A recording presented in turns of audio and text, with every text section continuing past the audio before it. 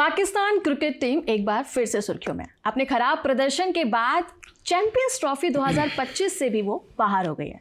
बाहर होना था, यही एक समय था जब जनता ने और क्रिटिक करने वालों ने उसे घेर लिया। क्या रीज़न रहा होगा? क्या जो पाकिस्तान की जनता बोलती आई है कि पाकिस्तान की जो टीम है वो गली के क्रिकेट की तरह खेलती है और बच्चों की तरह खेलती है, क्या ये कहना सही है? आइए खबरगांव में आज हम लोग ये डिस्कशन करेंगे। रवि मेरे साथ हैं। और रवि, क्या है पूरा मसला? पाकिस्तान फाइनली बाहर हो गया है। देखिए, पाकिस्तान बाहर तो पहले ही हो गया था जब उसने भारत के साथ अपना मुकाबला खेला था पिछले दिनों। ग्रुप ए का मुकाबला खेला था, तब बाहर वो उसी दिन हो गया था। मगर आज उसे आखिरी मुकाबला खेलना था अपना, वो था बांग्लादेश के साथ। कहा यह जा रहा था कि पाकिस्तान चूंकि पहला अपना मुकाबला न्यूजीलैंड से हार गया था, दूसरा मुकाबला जब उसे सेमीफाइनल की रेस में बने रहने के लिए जीतना ही जीतना था तो उसमें भी वो हार गया। तो तीसरा मुकाबला ये कहा जा रहा था इस तरह से कि पाकिस्तान क्योंकि 28 सालों के बाद कोई आईसीसी इवेंट होस्ट कर रहा था, तो पाकिस्तान को आखिरी मुकाबला अगर हो जाता उसका तो किसी तरह से हो सकता है इज्जत बच जाती अगर वो जीत जाता। मगर अब इसको दो तरह से आप ले सकते हैं कि अगर ये मुकाबला होता और पाकिस्तान जीत जाता तो कहते कि हाँ ठीक है, चलो पाकिस्तान ने पिछली 2 हारों से सीखा और उसके बाद जो आने वाले टूर्नामेंट्स हैं उसमें वो अच्छा करेगा। दूसरा पहलू ये है कि अगर पाकिस्तान आज भी हार जाता तो फिर वो अपनी जनता को क्या मुंह दिखाता। ठीक है, ये दूसरा पहलू था।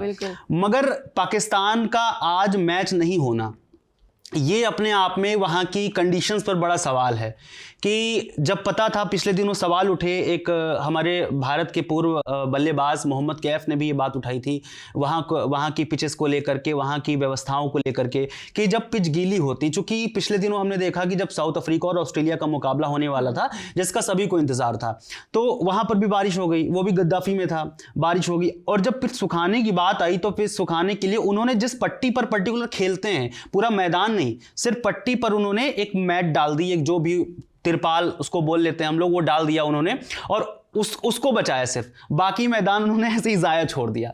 अब आप ये समझ सकते हैं कि वहां की व्यवस्थाएं क्या हैं। यानी कि जब मैच होता है तो लोग टिकट लेकर के आते हैं, टिकट खरीदते हैं, लोग विदेशों से आ रहे होंगे, वो रुके होंगे, होटल्स का पैसा खर्चा हो रहा होगा उनका। इन चीज़ों को दरकिनार करते हुए पाकिस्तान में जो व्यवस्थाएं दिखाई पड़ी हैं वो मतलब बेहद शर्मनाक तो है ही हैं। और वहाँ के प्रशासन को भी ये सोचना चाहिए कि अगर हम आईसीसी टूर्नामेंट होस्ट कर रहे हैं वो भी 28 साल के बाद, तो आपकी तैयारी कितनी तनिक है। तो इस तनिक तैयारी में जो अब सवाल उठ रहे हैं। और दूसरी बात, आपने कहा कि पाकिस्तान क्रिकेट बाहर हो गया, क्या गली में क्रिकेट खेल रहा है? तो ये तो नहीं कह सकते गली में क्रिकेट खेल रहा है, क्योंकि जब भी पाकिस्तान की टीम को हम लोग देखते हैं या फिर जो उनके गेंदबाज हो या बल्लेबाज हो, पाकिस्तान बहुत अनप्रेडिक्टेड टीम है, वो कभी भी कुछ भी कर जाती है। मगर हमने देखा कि ये तीसरी बार ऐसा लगातार हुआ है जब पाकिस्तान किसी आईसीसी टूर्नामेंट के फर्स्ट राउंड से ही बाहर हो गया है। इससे पहले 2024 जब T20 वर्ल्ड कप हुआ था वहां से बाहर हो गया फर्स्ट राउंड में ही। उससे पहले 2023 में वनडे वर्ल्ड कप हुआ था भारत में, वहां से भी फर्स्ट राउंड में ही बाहर हो गया था। अब जब आईसीसी चैंपियंस टूर्नामेंट हो रहा है तो यहां पर भी फर्स्ट राउंड से ही बाहर हो गया। यानी कि आप सेमीफाइनल तक तो पहुंच ही नहीं पा रहे हैं, फिर आप किस चीज का हवा बनाए हुए हैं कि हम पाकिस्तान की टीम है, हम पाकिस्तान की टीम है। और दूसरी चीज ये है कि पाकिस्तान की टीम में बाबर आजम जो इनके सबसे मेन बल्लेबाज है, सबसे खास बल्लेबाज हैं, पिछली लगभग 60 से ज्यादा इनिंग्स हो चुकी हैं, उन्होंने एक भी सेंचुरी नहीं लगाई है। तो आप किस बात के फिर सबसे खास बल्लेबाज? और लगातार आप बने हुए थे फर्स्ट पोजीशन पे, वो तो कहिए शुभमन गिल लगातार अच्छा खेल रहे थे, फर्स्ट पोजीशन पे आ गए थे, वरना उनकी फर्स्ट पोजीशन पे भी सवाल उठ रहे थे। कप्तान रिजवान लगातार संघर्ष कर रहे हैं। जब भी कोई मैच जीतना होता है तो मैंने पिछले कुछ दिनों में देखा है जो भी पाकिस्तान ने किया तो बीचों बीच में कप्तान रिजवान ही खड़े हुए। अब वो भी फ्लॉप। तो पाकिस्तान के अंदर होस्ट और कप्तान रिजवान भी फ्लॉप, बाबर आजम खत्म, रिजवान खत्म। उसके बाद फिर जिस गेंदबाजी पर ये लोग बड़ा गर्व करते हैं कि शाहीन शाह अफरीदी हो गए, हारिस राउफ हो गए जो 150 की स्पीड से गेंद फेंकेंगे और रोहित शर्मा डर जाएंगे, विराट कोहली डर जाएंगे, तो अब देखो ना कैसे मारा उन लोगों को। तो ये वो मतलब नहीं है कि अगर अभी हम देखें कि प्रबंधन खराब था, पिच गीली हो गई, बारिश आ गई, ये सिर्फ लक फैक्टर नहीं है। पाकिस्तान की टीम का भी कहीं ना कहीं हम देखें कि सिलेक्शन ही उस हिसाब से नहीं हो रहा। सिलेक्शन पे तो पहले ही सवाल खड़े हो रहे थे। हारिस राउफ जिनका भी हमने नाम लिया, वो एक तेज गेंदबाज है, मुख्य गेंदबाज है। इनके पास एक और गेंदबाज है हसनैन, एक और गेंदबाज है धानी, जिनकी इस समय लगातार चर्चा हो रही है। तो धानी को तो टीम में अंदर लाया ही नहीं गया। आज इनके पाकिस्तान में ही कई सारे प्रोग्राम चलते हैं, उसमें बड़े बड़े दिग्गज आकर के बैठते हैं, तो वो कह रहे थे कि अब आखिरी मैच में किसी भी तरीके से धानी को खिला लो। अब वो सोचिए, आप बोल रहे हैं कि धानी को खिला लो, जबकि धानी 15 के स्क्वाड में भी नहीं है। वो कह रहे हैं किसी भी तरह अंदर ले आओ, उसको खिला लो, चूंकि अब हमारे पास कोई बचा ही नहीं। इनके जो पूर्व बल्लेबाज और ऑलराउंडर उनको कह सकते हैं मोहम्मद हफीज, वो कह रहे हैं कि अब वक्त आ गया है कि जो इनके 3 मेन गेंदबाज हैं नसीम शाह, शाहीन शाह अफरीदी और हारिस रऊफ को बाहर करिए। अभी आपने टीम सिलेक्शन की बात की, तो हारिस रऊफ चैंपियंस ट्रॉफी की टीम सेलेक्ट होने से पहले इंजर्ड थे, उन्हें अचानक टीम में ले आया गया। तो कहां से आपकी टीम बेहतर करेगी? उस आदमी से, वो बॉलिंग करके आ रहा है पवेलियन एंड से दौड़ करके, और पवेलियन एंड से दौड़ करके आ रहा है, बॉल फेंक रहा है इतनी तेज कि उससे संभल ही नहीं रही है, उससे स्पीड ही नहीं संभल रही है। तो वो कहां से अच्छा गेंदबाज हो गया? और आप कह रहे हो कि पाकिस्तान बहुत अच्छी गेंदबाजी करता है। तो पाकिस्तान का टीम सिलेक्शन बल्लेबाजी में देखें, तैयब को खिलाया, मुझे नहीं पता कि किस वजह से उनको लिया, उनका पीएसएल में अच्छा रिकॉर्ड रहता है, मगर किसी भी आईसीसी टूर्नामेंट में या किसी भी द्विपक्षीय टीम में हमने उनका बहुत अच्छा रिकॉर्ड नहीं देखा है। उसके बाद खुशदिल शाह थे, एकमात्र पाकिस्तान टीम में पूरे जो बेहतर बल्लेबाजी और गेंदबाजी की है वो खुशदिल शाह रहे हैं, जिन्होंने बढ़िया ऑलराउंड प्रदर्शन किया है। हमने चाहे भारत के खिलाफ देखा, उन्होंने अच्छी बल्लेबाजी की थी, न्यूजीलैंड के खिलाफ उन्होंने कोशिश की, उसके बाद फिर आखिरी मैच तो हो ही नहीं पाया, तो उसका हम जिक्र ही नहीं कर रहे हैं। मगर जो टीम सिलेक्शन वाली बात है, वाकई अब बिल्कुल सही कह रही कि टीम सिलेक्शन में तो कहीं ना कहीं एक कोई जरा सा कहीं संशय रह गया है। बाबर आजम, क्योंकि आप टीम सेलेक्ट भी करते हैं, मगर जो ऑर्डर होना चाहिए टीम का, वो भी पाकिस्तान का बेहतर नहीं था। मैं देखूं कि जब आपको मुझको इतना नॉलेज है, तो उस टीम के कप्तान को, उस टीम के कोच को भी इतना नॉलेज होना चाहिए था कि उसको पता तो पाकिस्तान में कोई चीज नॉलेज से थोड़ी चलती है। पाकिस्तान में तो ये चलता है कि आज इंजमाम के कोई रिश्तेदार हैं और उनको कहा गया है कि भाई आप टीम में होने चाहिए, तो उनको खिला लिया गया। तो वहां पे कोई इससे थोड़ी चलता है कि बड़ा प्रेडिक्शन करके आ रहे हैं। ये बात मैं इस वजह से कह रहा हूं क्योंकि बाबर आजम जो बल्लेबाज हैं वो फर्स्ट डाउन के बल्लेबाज हैं, मतलब तीसरे नंबर पर आते हैं। अब बाबर आजम उनके सैम अयूब एक बल्लेबाज हुआ करते थे जो लगातार खेल रहे थे, उनको क्या किया गया, वो सैम अयूब चोटिल हो गए, वो हैं लंदन में। अब फखर जमान भी चोटिल थे जो इनके लिए ओपनिंग करते हैं, तो फखर जमान को टीम में बुला लिया गया। अब फखर जमान को टीम में बुलाने के लिए आप सोचिए कि वो कितने फिट थे। मैं आपको इसका उदाहरण दे रहा हूं, कितने फिट थे आप सोच सकते हैं। फखर जमान को टीम में बुलाया और पहले ही मैच में फिर इंजर्ड हो गए, और उनके साथ ओपनिंग कर रहे हैं बाबर आजम जो हमेशा फर्स्ट डाउन खेलते आए हैं। जब आप पूरा इतने बड़े टूर्नामेंट में आकर के जब आप अपना बैटिंग ऑर्डर ही डिसबैलेंस कर देंगे, तो कहां से आपकी बल्लेबाजी अच्छी हो जाएगी? उसके बाद आप जब फखर जमान चोटिल हो गए, फिर आप किसको ला रहे हैं ओपनिंग करवा रहे हैं? साउथ शकील को ला रहे हैं ओपनिंग करवा रहे हैं। साउथ शकील जो मिडिल ऑर्डर के बल्लेबाज है, टेस्ट खेलते हैं बेहतर, वनडे में तो हमने इनकी कोई बल्लेबाजी अच्छी देखी नहीं। वो अगर वो 50 रन मारेंगे तो वो खाएंगे 90 गेंदें, इस तरह के तो बल्लेबाज हैं। और उनका छोड़िए, जो आपके कहते हैं कि आपके किंग हैं, अरे काहे के भैया किंग, वो 90 गेंदें खेल करके और उसके बाद 50 रन किसी तरह से बना रहे हैं और फिर टीम को अधर में छोड़ करके आउट हो जा रहे हैं। तो काहे के आपके पास बल्लेबाज, और काहे का टीम सिलेक्शन, और काहे के आपके कोच, आपका कोई ऑर्डर, सब कुछ डिसबैलेंस है। जो इनके पूर्व दिग्गज बल्लेबाज या बैट्समैन हैं, शोएब अख्तर जो बड़ा नाम जाना जाता था उनका कि रफ्तार के किंग और बहुत तेज फेंकते थे, वो अपने देश में एक चैनल में बैठ रहे हैं आकर के डिस्कशन में, वो कह रहे हैं कि बाबर आजम धोखेबाज है क्योंकि वो सिर्फ अपने लिए खेलता है जी। वो कह रहे हैं धोखेबाज है बाबर आजम। वकार यूनुस कह रहे हैं कि अब वक्त आ गया है, पूरी टीम को बदल देना चाहिए, अब कोई भी ऐसा खिलाड़ी नहीं है जो इसमें रहने लायक हो। वसीम अकरम कह रहे हैं कि मैंने पिछले हो गया 10 साल हो गया या 15 साल हो गया, मैंने किसी ऐसे खिलाड़ी को देखा ही नहीं जो पाकिस्तान में बेहतर आया हो, कोई टैलेंट ही नहीं निकल के। ये शोएब अख्तर ने भी ये बात कही कि पिछले 10 या 12 साल में कोई टैलेंट दिखाई नहीं पड़ा। तो कहां से किसी को हम उस टीम में ले आए, किसको ले आए? तो उनसे पूछा गया, शोएब अख्तर से पूछा गया कि आप यहां पर क्यों बैठते हैं? तो उन्होंने अपने शो में साफ कह दिया चूंकि मुझे पैसा मिलता है।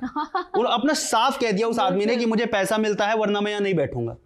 अब ये स्थिति अगर पाकिस्तान टीम की है तो आप सोच सकते हैं इसके आगे मैं क्या कहूं। अभी जो इंडिया पाकिस्तान का मैच हुआ उसमें भी हमने देखा कि पाकिस्तान की ही जनता सिर्फ कोहली के लिए चीयर कर रही है, यानी कि वो भी अपनी देश की टीम को चीयर नहीं करना चाह रही है, सपोर्ट नहीं करना चाह रही है। तो जनता के सामने भी ये सब अब आप ये है। बताइए, आप कहीं पर टिकट लेके जा रहे हैं, हाँ। क्या मैच देखने जा रहे हैं, आपने कहा कि हम अपनी टीम को सपोर्ट करेंगे। सपोर्ट क्यों करेंगे? क्योंकि आपको लगता है कि मेरी टीम का ये बल्लेबाज चौके मारेगा, छक्के मारेगा, ये गेंदबाज दूसरी टीम के विकेट्स लेगा। आप टिकट लेकर के जा रहे हैं 5,000 रुपए का, 5,000 रुपए कम नहीं होते, है ना। आप टिकट लेकर के पहुंचे, आपका प्लेयर पता चल रहा है चौथी गेंद पे आउट हो रहा है, आपका प्लेयर पता चल रहा है कि 90 गेंद खेल करके 50 रन बना रहा है। जाहिर है कि आप देखना चाहेंगे ना, जो बल्लेबाज अच्छा खेल रहा हो तो उस पर तो चीयर कर लें हम। हमारे बल्लेबाज तो हमें चीयर करने का मौका नहीं दे रहे हैं, तो हम दूसरे बल्लेबाजों पे तो चीयर कर सकते हैं ना। और फिर कोहली से आप अब जब आपने कोहली का नाम ले ही लिया, अभी हमने बाबर आजम की बताया कि स्थिति क्या है, उसके बाद फिर कोहली के साथ उनका कंपैरिजन कर देंगे कि हमारे यहाँ एक नया कोहली से। अरे भाई काहे का कंपैरिजन? कोहली ने देखो इतने जुमले बना रहे हैं वो बेकार के। बीजीटी में अभी जो बॉर्डर गावस्कर ट्रॉफी हुई उसमें लगातार कोहली फ्लॉप हुए, बड़ी आलोचना हुई कि कोहली खेल नहीं पा रहे, लेकिन उस बंदे को जहां खेलना था भारत पाकिस्तान के मुकाबले में आकर के उसने सेंचुरी मार दी। आपने ना बांग्लादेश के खिलाफ तो चलिए मैच हुआ नहीं, आपने ना न्यूजीलैंड के खिलाफ खेल पाए, इससे पहले न्यूजीलैंड ट्राई सीरीज हुई थी आपके देश में, ना आप उसमें कुछ कर पाए, उससे पहले आपने सीरीज खेली, टेस्ट खेली, ना आप उसमें कुछ कर पाए। तो हम कैसे मान लें कि आप कोहली से आपका कंपैरिजन होता है? और फिर आपकी देश की जनता अगर कोहली से कंपैरिजन हो रहा तो आप तो नीचे हो, तो बचे कोहली, तो उनके लिए भी चेयर ना करें तो किसके लिए करें? और भारत में तो क्रिकेट है ही ना, पाकिस्तान में भी क्रिकेट है, मगर अब मुझे लगता है कि पाकिस्तान में क्रिकेट एकदम डाउनफॉल की तरफ है। पाकिस्तान में वो चीज नहीं बची जो स्पार्क वहां के लोगों में दिखता था।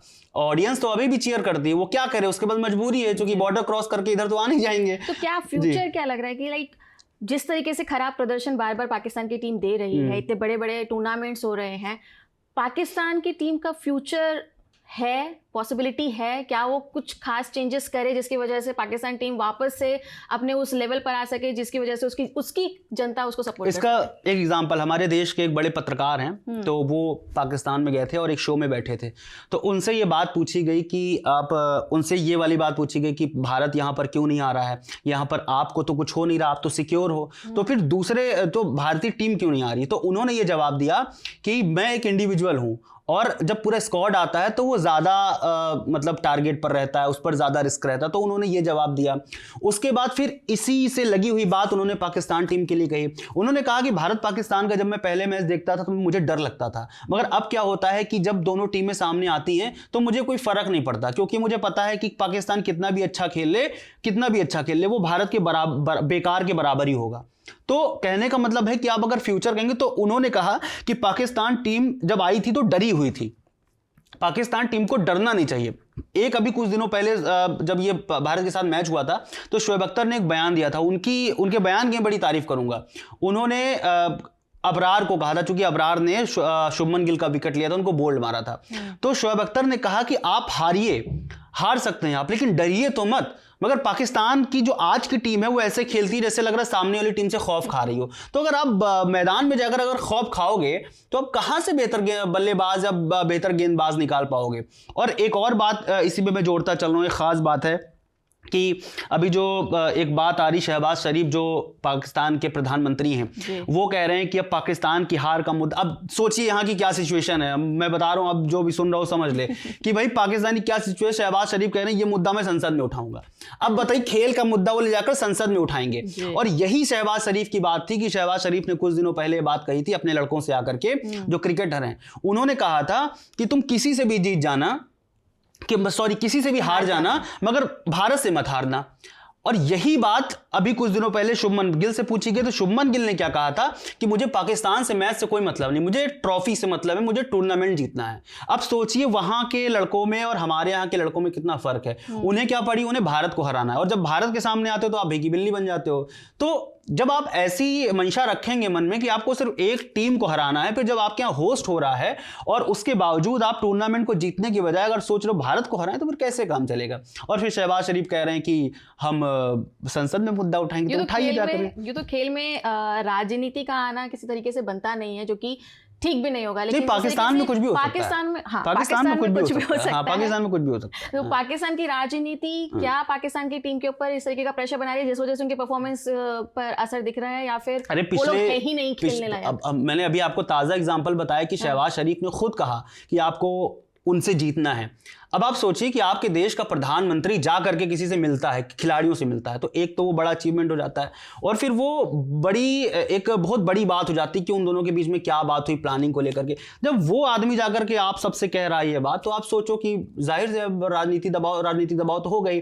और फिर पिछले दिनों जैसे हमने देखा कि पीसीबी जैसे चलता आया है, अभी वर्ल्ड कप 2023 में हारने के बाद पाकिस्तान के बाद कितने कप्तान बदल गए। पहले शान मसूद को टेस्ट कप्तान बनाया गया, दोनों वनडे का भी बनाया गया, फिर उनको वनडे से हटा दिया गया, फिर शाहीन शाह अफरीदी को बनाया गया चूंकि वो शाहिद अफरीदी के दामाद हैं। तो अब जो हो सकता है ये कारण, मैं अपनी तरफ से इसका दावा नहीं कर रहा हूँ, मगर वहाँ रिश्तेदारी बहुत ज़्यादा है आपस में खिलाड़ियों के, तो इस वजह से उनको बना दिया गया। फिर उनकी परफॉर्मेंस अच्छी नहीं रही, फिर उनको हटा दिया गया।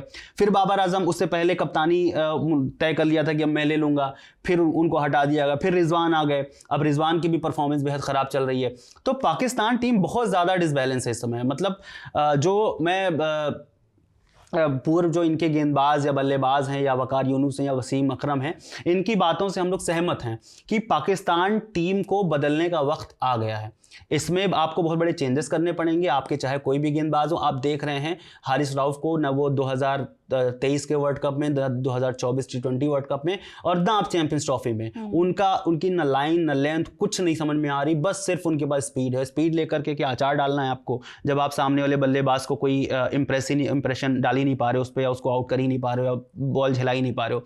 इसके बाद नसीम शाह बचे कुचे, उनके पास ठीक ठाक गेंदबाज हैं। तो दो शाहीन शाह अफरीदी और हारिस राउफ के बीच में पढ़ करके वो भी उसी तरह हो गए उन लोगों की तरह। तो एक वो ठीक ठाक गेंदबाज है, इनकी गेंदें टप्पा करके स्विंग वगैरह करती। बाकी तो मुझे पाकिस्तान में फिलहाल तो कोई खिलाड़ी समझ में नहीं आ रहा मौजूदा वक्त में जो बेहतर कर सकता है। एक बचे कुचे खुशदिल शाह हैं, अगर उन पर ठीक से काम किया गया तो वो पाकिस्तान के लिए एक बेहतर ऑलराउंडर की तरह भूमिका निभा सकते हैं। लेकिन एक अकेला इंसान पूरी टीम का बोझ कब तक उठाएगा? नहीं, वो अकेला इंसान, वो तो अभी बहुत छोटे खिलाड़ी हैं, क्योंकि बड़े खिलाड़ी तो बाबर आजम और सो कॉल्ड जो जिनको किंग कहा जाता है, और रिजवान और इमामुल हक, ये सब है ना, तो उनके सामने खुशदिल शाह को बेचारे को क्या ही होगा। अभी आप देखिएगा, मैं आप बिल्कुल ये लिख करके ले लीजिए, अभी बाबर आजम लगातार फ्लॉप हुए हैं, अभी PSL आएगा, पाकिस्तान सुपर लीग, उसमें ये कम से कम अगर 5 मैच खेलेंगे तो 3 सेंचुरी बनाएंगे। आप देख लीजिए, अपने देश में मारने के लिए बड़े उस्ताद हैं ये, जब घरेलू कोई टूर्नामेंट होता है। लेकिन जब इंटरनेशनल टूर्नामेंट होता है तो वहां पर ये इनके सबको दिख जाए, सब लोग देख लेते हैं कि ये लोग क्या करके आए हैं और क्या प्रैक्टिस करके आए हैं। तो मोटा मोटी अगर हम देखें तो पाकिस्तान की तो मिट्टी पलट हो रही है, पूरी तरह से पलित हो चुकी है। चूंकि आखिरी चीज़ जोड़ दे रहा हूँ कि आखिरी मैच था बांग्लादेश के साथ, वो अगर हो जाता तो शायद पाकिस्तान जीत जाती, और थोड़ा बहुत जो गालियों का पिटारा अपनी जनता की ले करके साथ में चले थे भारत के बाद, वो थोड़ा कम हो जाता। मगर वो जो बोझ है ना, वो जो कम होने वाली बात थी, वो बारिश के साथ धुल गई। यानी कि जो ऊपर थी, जो गालियों का बोझ था, वो अभी भी साथ में लेकर जा रहे हैं। कब तक साथ में लेकर चलेंगे, भगवान मालिक है। तो सिंपल सी बात है, आप जो भी बहाना दीजिए, लेकिन आप जिस खेल के लिए बने हैं अगर उसमें अच्छा परफॉर्म नहीं कर रहे हैं, क्योंकि यहाँ पे परफॉर्मेंस मैटर करती है, आपके जुमले मैटर्स नहीं करते, आप लकी फील कर रहे हैं, ये आप बहाना देंगे तो जनता नहीं मानेगी। आपकी परफॉर्मेंस खराब हो रही है, पाकिस्तान अब कंपटीशन से अपने आप ही बाहर होती जा रही है, दूसरी टीम उनसे नहीं डर रही है। तो अभी के लिए फिलहाल इतना ही। आपका इस पर क्या कहना है, हमें कमेंट सेक्शन में ज़रूर बताएं। नमस्कार।